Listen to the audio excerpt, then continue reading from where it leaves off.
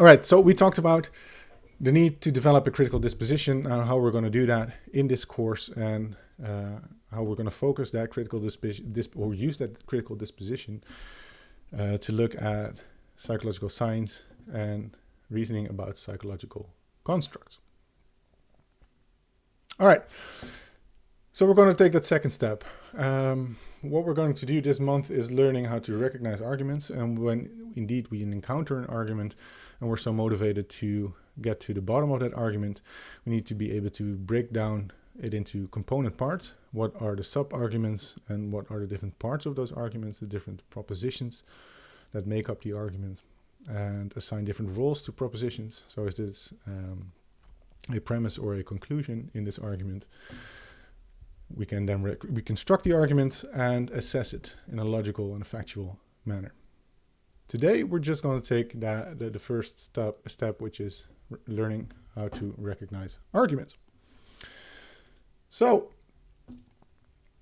let's start with a couple of examples to get you going. A question could be, given is the following. You should really attend all lectures because you can ask the lecturer questions and learn more in a shorter period of time. Do you think this is an argument, an explanation, rhetoric, or an unsubstantiated statement?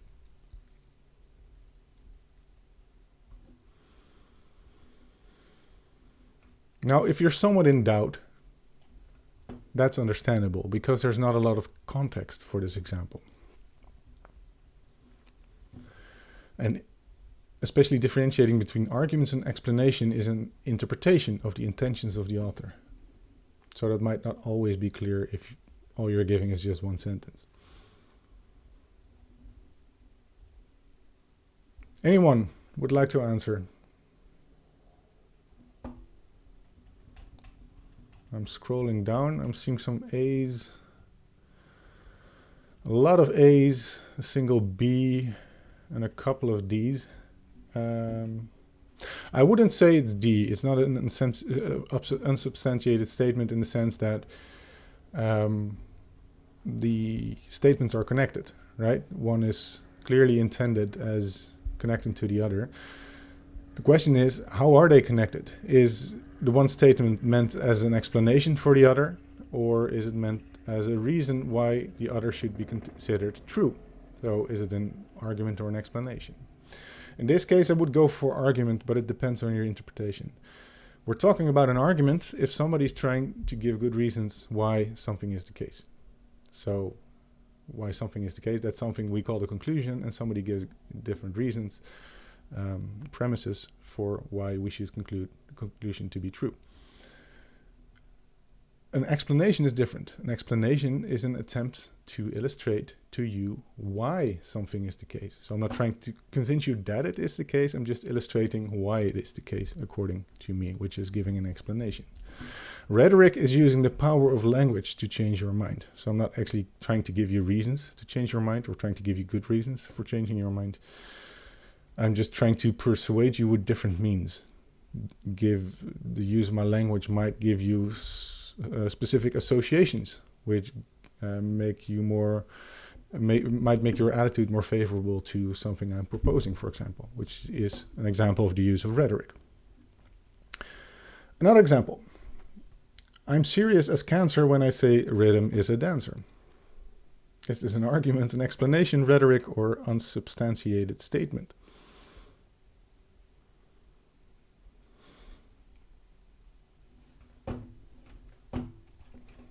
Wow, there's a lot of scrolling involved in the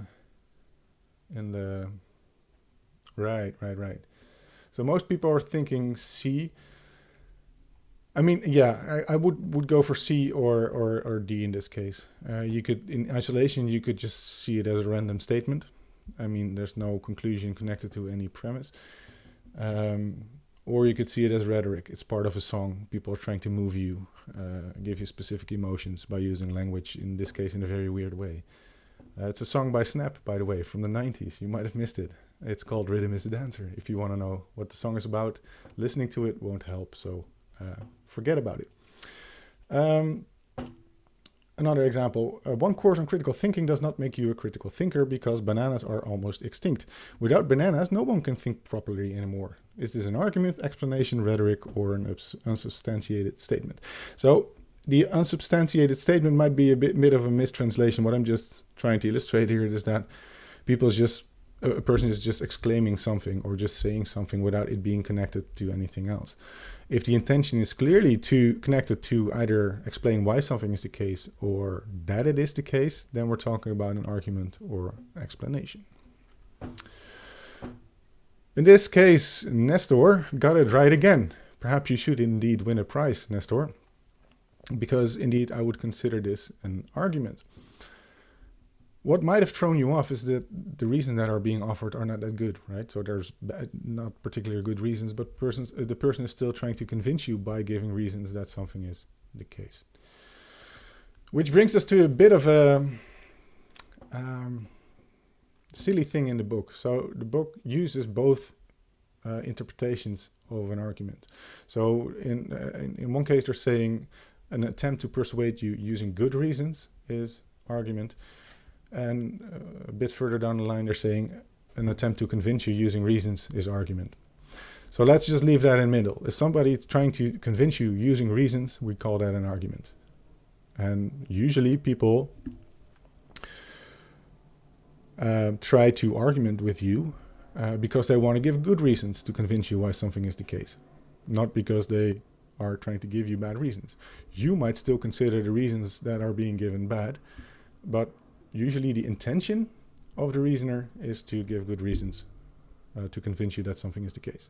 So argument is an attempt to convince by giving reasons, and usually people intend to give good reasons. All right, final example. This has become an explanation because the writer couldn't think of any more good reasons. So I'm assuming that the first sentence is true and just informing you about why I think it's true. Anyway, it's a silly example and should be clear to you what the difference is between argument and explanation. So, again, argument is giving good reasons for why we should conclude that something is the case. Giving an explanation is giving reasons why something is the case. We're already assuming that the conclusion is true, or we're already assuming that something is true. We're just trying to illustrate why that is the case, how that came to be.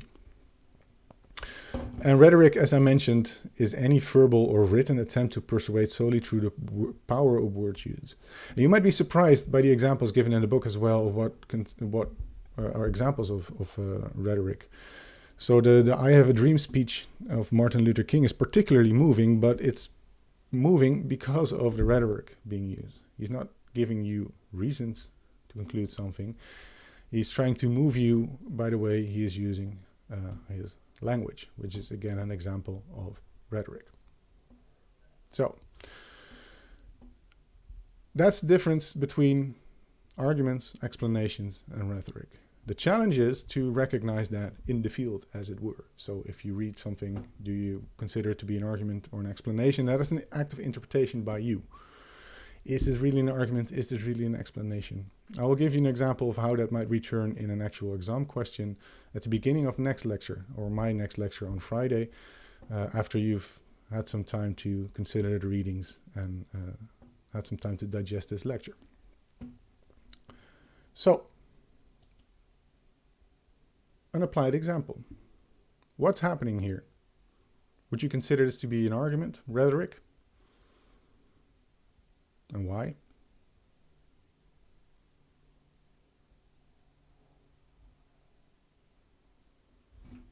Anyone?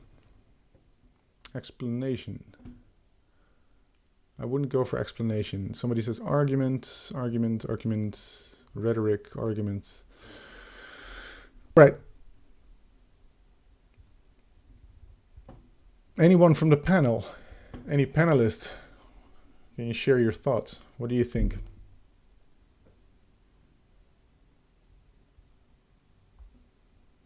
Feel free to unmute yourselves and share your thoughts.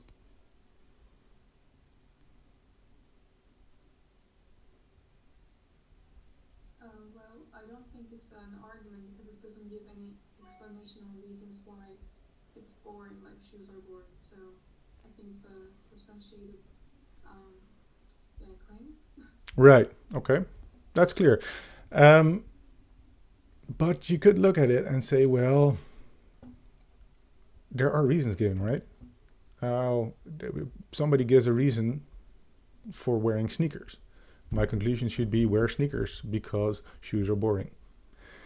You could reconstruct that with some effort as an argument. You could say, well, the author here, the advertising agency, is attempting an argument and saying, well, they're trying to convince us to wear sneakers because shoes are boring. Well, that's not exactly it. They're trying to get us to wear Converse sneakers. And they're trying to convince us to wear Converse sneakers by indicating that normal shoes, non-Converse sneakers, are boring. But the question is that the intended person of the advertisement agency? I think not, because if you reconstruct this as an argument, you're trying to list all the implied, implicit assumptions here, or the implicit premises here that should lead to the conclusion I should wear Converse sneakers, and make it a very convoluted argument and make it very unlikely. You have to make a lot of assumptions on top of the actual given information to say, well, this is the argument as intended. So it makes more sense. It's more charitable to conclude that this is a rhetorical ploy. It's something to convince us through other means. By using the images used or trying to instill an idea or an association with the used brand name. So Converse sneakers are hip and other stuff is boring is the stuff we need to learn from this advertisement. They're not necessarily trying to convince us using rational or reasonable means. All right. So it seems less about the actual content of the sentence. It seems more about the power of the language and the images used, indeed, in this example. All right. So let's say you found an argument, right? Somebody says something silly to you. You can't play stringed instrument without strings. And stringless banjo has no strings, so stringless banjo does not make a sound. Let's say you say, well, this is an argument. Or if I give you a question in the actual exam and I say reconstruct this as an argument, you get the specific instruction to consider it as an argument.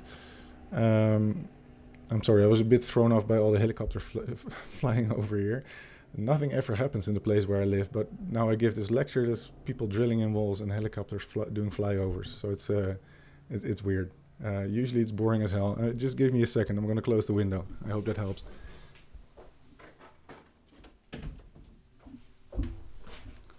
All right. So we're back.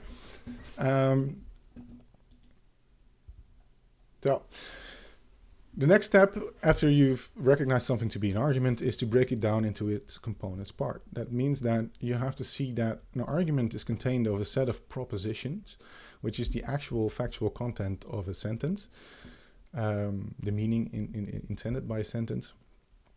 And those propositions could either have the role of a premise or a conclusion. So depicted here, if we would have reconstructed the whole argument, we have two premises stated explicitly in the text and a conclusion. So we're to conclude that a stringless banjo doesn't make a sound because string instruments without strings cannot be played, and a stringless banjo has no strings. And an implicit assumption might be unplayable instruments make no sound. So what we did here with this silly example is just try to illustrate to you what different components are contained in an argument. So you should be able to recognize premises and conclusions if you encounter an argument, before you take the next step of reconstructing the argument in the standard form, as I did here, which is using the line between the conclusion and the premises, which indicates that from this, I can conclude that this is the case. Okay. If you are identifying different propositions, you should know the following or consider the following. A sentence can contain several propositions. So if you're saying, it's raining outside and I'm wearing no raincoat, that's a single sentence, but it contains two different propositions. It's raining outside, I'm wearing no raincoat. You should also consider that not every sentence is a proposition. So sometimes people ask questions or they exclaim stuff like, oh my God, a stringless banjo, or Ajax, go Ajax. Those are just exclamations. They don't contain actual information. They're not a proposition. A A third thing is that the same sentence may contain different propositions depending on the context. So if I say I am the best, that means something else than when Sharon says I am the best. The exact same sentence is used, but depending on the context, Sharon is saying it or I am saying it, it has a different meaning or a different proposition is implied. Finally, a declarative sentence usually contains more information than just the proposition or the factual content. You have to distill that factual content from the rhetoric that might also be used or the implicature. So some stuff is not literally said, but is implied by the context and the rest of the written or spoken example. Which is kind of easy to memorize, those rules. So the cast of all the stuff that you need to know isn't that big, right? So you need to differentiate between three types of stuff: arguments, explanations, and rhetoric. And you need to know that an argument contains premises and conclusions. And sometimes some other stuff is in the text as well, which you need to exclude from the reconstruction of the argument.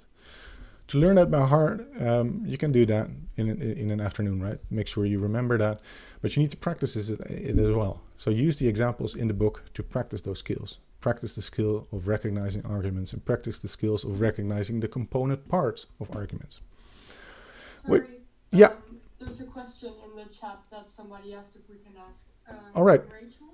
Right. He says, I don't really understand why the converse and isn't an argument. Is it because the premise is a subjective opinion? Question mark. Okay. Thanks for that, Rosa. This is indeed the right. Well, it's an act of interpretation. My interpretation of this ad is that I could reconstruct this as an argument. I could come up with a reconstruction that leads to the conclusion, final conclusion. Buy Converse sneakers. I should buy Converse sneakers. That would be the conclusion. Before I get there, on the basis of the two lines of text that are given here, I have to make explicit a whole lot of implicit premises, right? I would have to indicate, well, for example, premise 1, shoes are boring. Premise 2 is I shouldn't wear boring things. The interim conclusion would be I shouldn't wear shoes.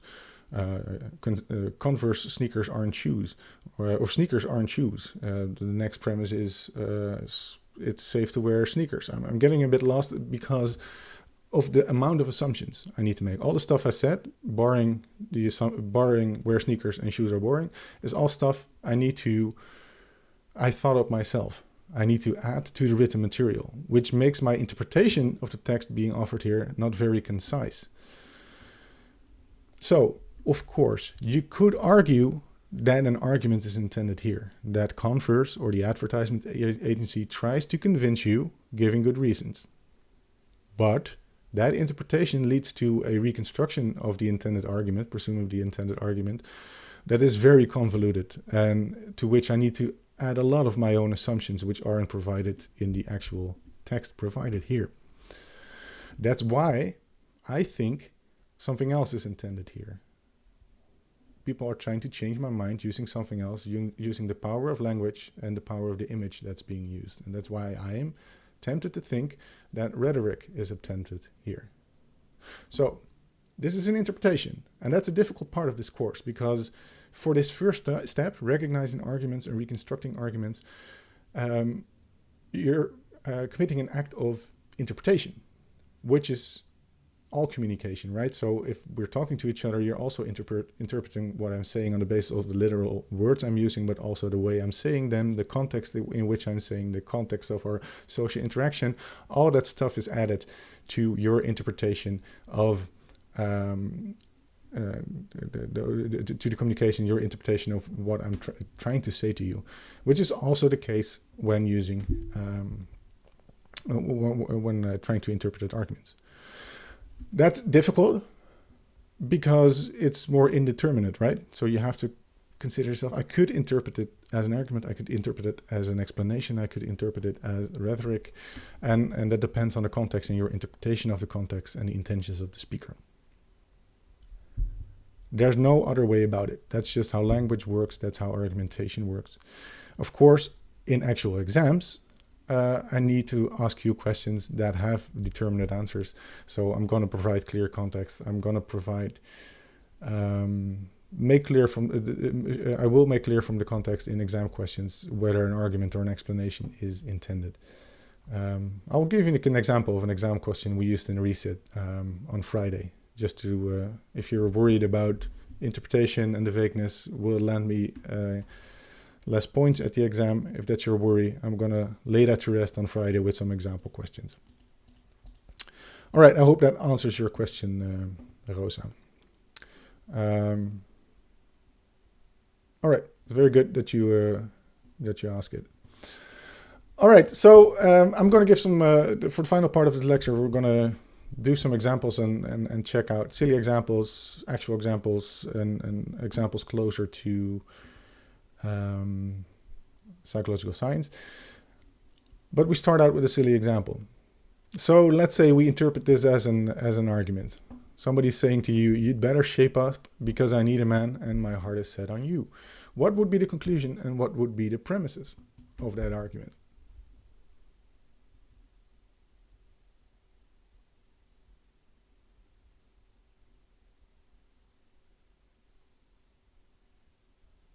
So what would be the conclusion? Anyone? I'm not sure, but I think perhaps it's I need a man because it would be because I need a man. No? Yeah, well, yeah, sure. Cause means because. It's slang for because. Yeah. Indeed. Yes. So yes. It's used as an indicator in order to say that is the conclusion. Right, but the thing that precedes it is the conclusion, right? This is the case because I need a man. So that indeed leads us to the answer. Thanks. So indeed, you'd better shape up would be the conclusion. Why do you need to shape up? Well, because I need a man and my heart is set on you. Those are the reasons why you need to shape up. If we assume it's an argument, you'd better shape up is the conclusion, and the rest would be the premises leading to that conclusion. And that's... we even got a standard form in the comments, in the chat here. Right? All right, yeah, indeed. Excellent, Alice. It's put in standard form by Alice. Premise 1, I need a man. Premise 2, my heart is set on you. C, you better shape up. Nice. It's a nice form, right, for the same phrasing. Perhaps I should have put it in the song that way. Excellent work. All right, so that was a silly example of us trying to recognize conclusions and premises. But what we did see is spotting a connector word, right? So there was that cuz, C-U-Z, which stands for because, which is an indicator word, right? Because this is the case, I can conclude something else. So if you can spot those types of words, that helps in trying to recognize conclusions. So you could also try and derive the conclusion from what the main point of the text is supposed to be in this context. So you need to spot the main point of the text, the conclusion. You need to spot the main reasons given by the author for this conclusion. Searching for indicators is one one thing that can help. So sometimes people are very explicit, and that is the beauty of scientific publications, is that people tend to be more explicit. I'm concluding this because of this, and people are more explicit about the reasons for why they think stuff is the case. So even though the material you're reading about in scientific publications is more difficult and more complex, the language use should help you in trying to figure out what people are concluding and why they are concluding it. Conclusions and assumptions and premises may be implicit, and when you're reconstructing an argument, but we're not going into that right now. We'll do that in 2 weeks when we're more focused on reconstructing arguments. You need to make remove unnecessary material, remove explanations, for example, in your reconstruction, and you need to make implicit, so stuff that's not literally mentioned but implied by the author and relevant to the reconstruction. You need to make that explicit. We're going to do that in 2 weeks. First, we're going to focus on intuitive reconstruction and assessment for this week. So perhaps you already practiced with this example. It's in the video that you can watch for the first preparatory assignment. So if I'm giving the example, Babette loves Justin Bieber, I know because she has a lot of posters of him and she wears a Belieber shirt. So she has several fan articles. That can't be a coincidence.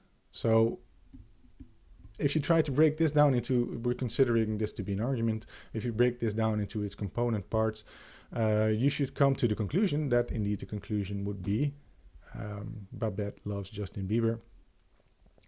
And why does she love Justin Bieber? Why do you think it's true that Babette loves Justin Bieber? Well, she has a lot of fan material, like a poster and a Belieber.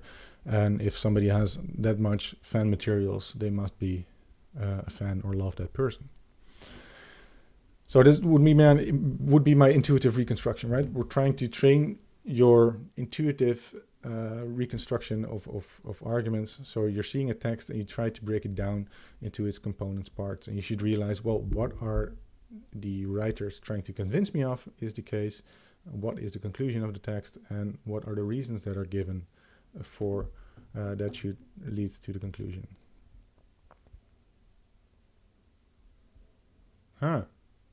Wow. Hannah, Kalim, and Claire together made a reconstruction, which is very unique. I've never seen such a thing before. I don't know whether that was intended or you guys sing together in the same room, but one provided the P1, the other the P2, and one the conclusion in the required order. So I'm sorry, I'm not trying to distract you. I was a bit thrown by the stuff happening in the chat. Excellent work, guys. All right. So if you put it in a reconstruction form, that could look something like that, but it's not. We're not getting into the details of reconstructing arguments. What I want to say about reconstructing arguments, before we go to the, no, I'm skipping that example.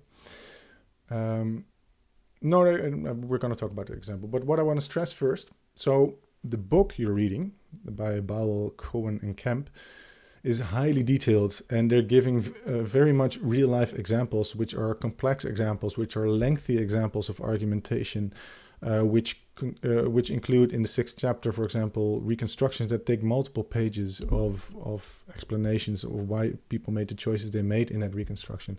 That is not something we're going to do in this course because we don't have enough time. It's wonderful if you aim for that goal, reconstructing whole pages of written text, but during this course the goal would be for you to be able to reconstruct very simple arguments, right?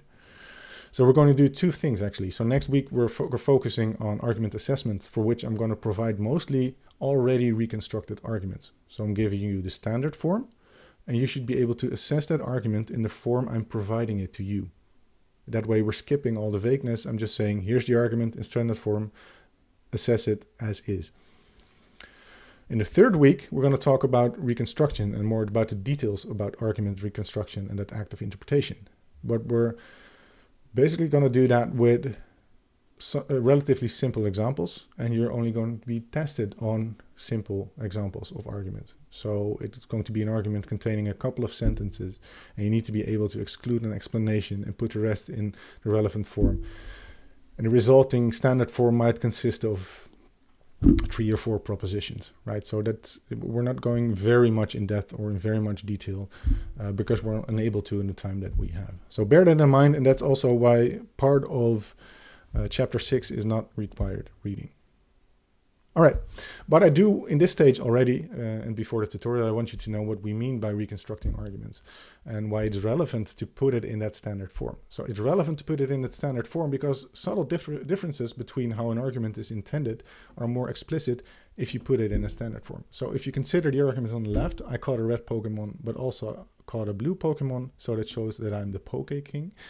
Has a different structure than the right one. I caught a red Pokemon, so I'm cool. I caught a blue Pokemon, and if you catch a Pokemon, you're cool. The difference between the two becomes more apparent if you put it in the standard form, right? So we're recognizing the conclusions and we recognize the premises and we put it in the standard form. And you should be able to see that the argument on the left offers a couple of reasons which together should compel us to conclude that the conclusion is true. All these premises together form one reason to accept the conclusion. In the reconstruction at the right, you see that actually two separate reasons are being given for drawing the same conclusion. So if you catch a Pokemon, you're cool. I caught a red Pokemon, which is one reason to conclude I'm cool. I also caught a blue Pokemon, which is another reason to conclude I'm cool. So that's an example of why reconstructing arguments and putting them in the standard form is relevant, because these structural differences become more apparent if you put it in standard form. That also has consequences in trying to argue with people, right? So if you're then saying, well, premise 1 turns out to be false, in the right case, you could still say, well, the conclusion still holds because premise 3 is still true, and I offered several different reasons for the same conclusion. While that is not the case if premise 1 in the left example turned out to be false. For now, I'm giving you an example of reconstructions of a silly example to give you a sense of what reconstructing an argument is like. And we're gonna pick that up again in 2 weeks or so in more detail, and what principles we need to adhere to when interpreting argumentation. But for now, you should know what a reconstruction looks like in standard form, and why it's relevant to put it in that standard form, because you can see those structural differences in how how the argument is constructed. Right. Good question. Yeah. So let's do the brackets for this example. So I have the same tweet by Donald Trump here. We talked about it before, and what I put in brackets in my reconstruction is are implicit premises. Implicit premises are stuff that I think the author or speaker has intended but left implicit. A lot is left implicit, right? If we're communicating with each other, we're not explicating everything we're trying to say, right? If we're saying Willem-Alexander is the king of the Netherlands, I could say that one of the things I leave implicit is that Willem-Alexander is a man, and he is the son of the previous queen, and he was the first in line. And if you're the first in line of succession and you're a male, then we call you a king once you've become promoted to king. The proper term eludes me. So I'm just trying to explicate what's implicit in that first sentence, right? So what I'm trying to say is that when I talk to you, I leave a lot implicit because that makes language more manageable. If we're trying to reconstruct arguments, we try to explicate what people might have implied, but didn't necessarily literally mention in their argument. So if I'm saying that, if I'm trying to reconstruct the Donald Trump argument, in my reconstruction here, what I assumed was that not only was Trump trying to say that many people have developed autism after getting vaccinated, which is literally the content of the tweet reconstructed, made more explicit in this proposition, but I also think that he implied to conclude that vaccinations are a cause of autism, and that he came to that conclusion by assuming that if one thing happens after the other is the cause of the one thing, right? If X happens after Y, Y is the cause of X. You might disagree with my interpretation, but this would be my reconstruction of the tweet of Donald Trump. And what I put in brackets is what I think is left implicit in the original argument, but is part of the reasoning. Right? Okay. So that's what I did before as well with the brackets. So some stuff that wasn't in the literal argument, but I think was implied, I put between brackets. So what usually happens in exam questions is I give you a reconstructed form of an argument that might or might not contain some implicit premises that I leave within brackets. You can just consider that as a premise that wasn't in the original argument, but that was added by the person that reconstructed or before assessing the argument. I don't know, there's also still a question in the Q&A. Right. Does an argument always include an explanation? And doesn't an explanation imply a claim that sometimes is the case? Yeah. So no, an argument doesn't always include an explanation. It could, not always. I'm a bit of a nasty person, so usually a lot of the times when I ask you to reconstruct something in actual exams, there might be an explanation somewhere in there. So I'm just checking whether you spotted it and threw out the explanation in your reconstruction because it's not part of an argument. But it's not always the case that an argument contains an explanation as well. Sometimes people are just trying to convince you why something is the case, and sometimes people are trying to convince you that something is the case without offering any explanations. It could also be the case, and we'll get back to that later in 2 weeks or so, that people, that an explanation is the conclusion of an argument. So I'm trying to convince you that something is the best explanation for why something is the case. And I'm giving you good reasons, try to give you good reasons why that might be the best explanation, which makes it somewhat more complex. But don't be confused by it. Not all arguments contain explanations. Sometimes you have just pure explanations. Sometimes you have pure arguments. And the second part of the question was, oh, now the question is gone. What was it again? Oh, right. Doesn't an explanation imply a claim? Yes, I think an explanation implies a claim. I think usually people are trying to convince you why something is the case, assume that something is the case, right? If I'm trying to explain to you why the sun rises in the east, I will only go about it if I believe that it is indeed the case that the sun rises in the east, right? Otherwise, I wouldn't be bothered to offer you an explanation for it. All right, thanks for that. So that's why we make some implicit stuff explicit that isn't literally mentioned in the original argument. Let's see, let's do one more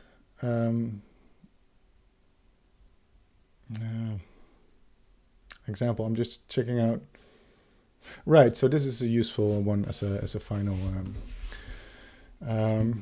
Let's test your knowledge. So this is again the abstract from the article you've read in the first year for your the first writing assignment you did. At least as I remember that assignment, which included the article Mimicry for Money, and this is the abstract of that article. My question to you is, what would be the conclusion? Is indeed an argument being offered here? I think so. I think it's an extended argument. And the question is, what is the conclusion? Yeah, I would say it's not an especially difficult example. I just wanted to make the point that arguments are contained in research publications as well. And we'll be training ourselves to spot them there as well in the second block of this course. So if you're offered an abstract, for example, you could break that down and look for the component part that we try to spot in arguments as well. So what are the different propositions that are being offered? What is the conclusion? What are the premises? And how would you put those in the standard form? This would be my reconstruction, but I'm just trying to offer an example of how arguments return in actual scientific publications as well. All right, so let's keep it at that. So what we did today was I gave you, I'm sorry, I thought I had a final slide with an overview of what we did today, but let's just go back to the beginning, then you have it. We took the first two steps of assessing argument, or on the way towards assessing argument. First, we have to develop a critical disposition, which is what we did in the first part of the lecture. And then we need to learn to recognize arguments and the elements of arguments as well, which is what we try to do in the second part of the lecture. You should now know what we mean by critical thinking. You should know why it's relevant. You should know why it's relevant in psychological science, to apply to psychological science. You should know why it's relevant outside of psychological science.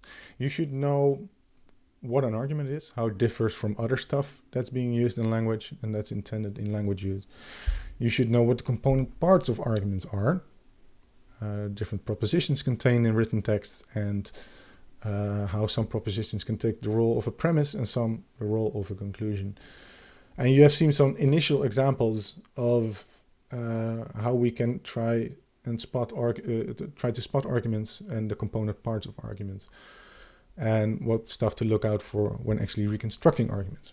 Again, the reconstruction part will pick up again in 2 weeks or so, and I'll talk to you more extensively about what to look out for when you're reconstructing an argument, as we're going to do in this course exclusively with simple examples. So reconstructions that will contain 4 premises and a conclusion, for example. Any other questions before we break up the lecture? I would say I would at least at the very least, scan the readings before the lecture. That goes for the field book as well as the critical thinking book. I would at least scan to get an idea of the structure of what we're going to talk about. So if you scanned the first chapter of the critical thinking book, you already know, while we're talking about recognizing arguments and the component parts of arguments.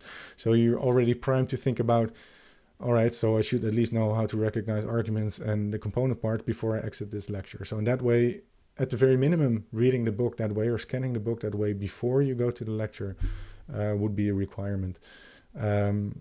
Especially if you don't have the time to do a careful read-through before you enter the lecture. And then afterwards, you can do a careful read-through, check that with your notes, especially check on, in the readings, the parts that you thought, well, I'm uncertain about it. He said something about the difference between arguments and explanation. Let's check that in the book.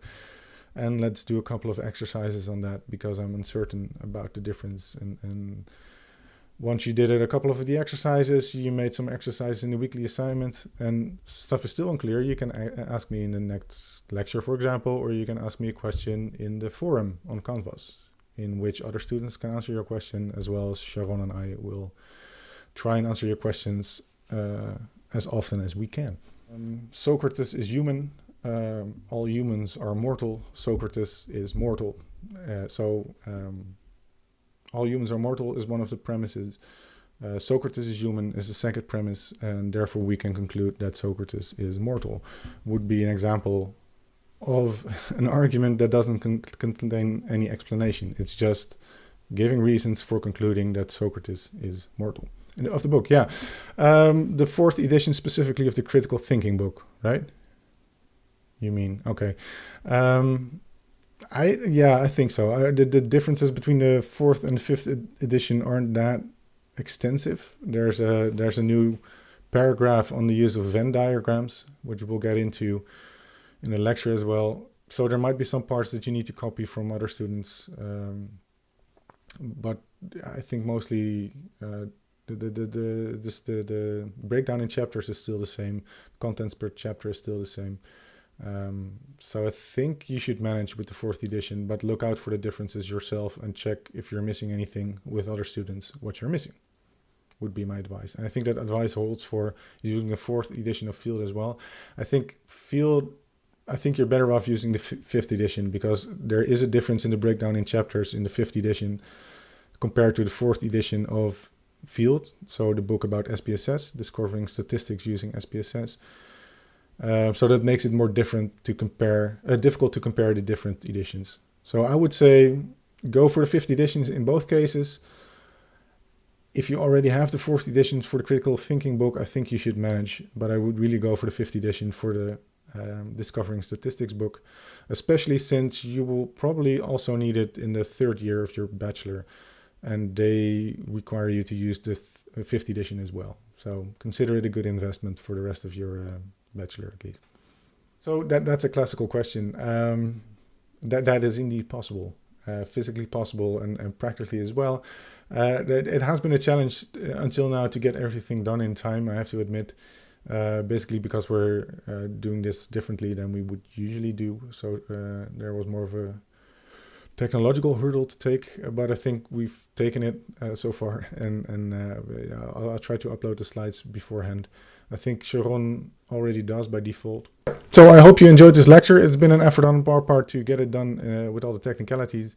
It's been a challenge to do that for a large group of students, but well, I at least like the format, I have to say. It's much better than pre-recorded videos.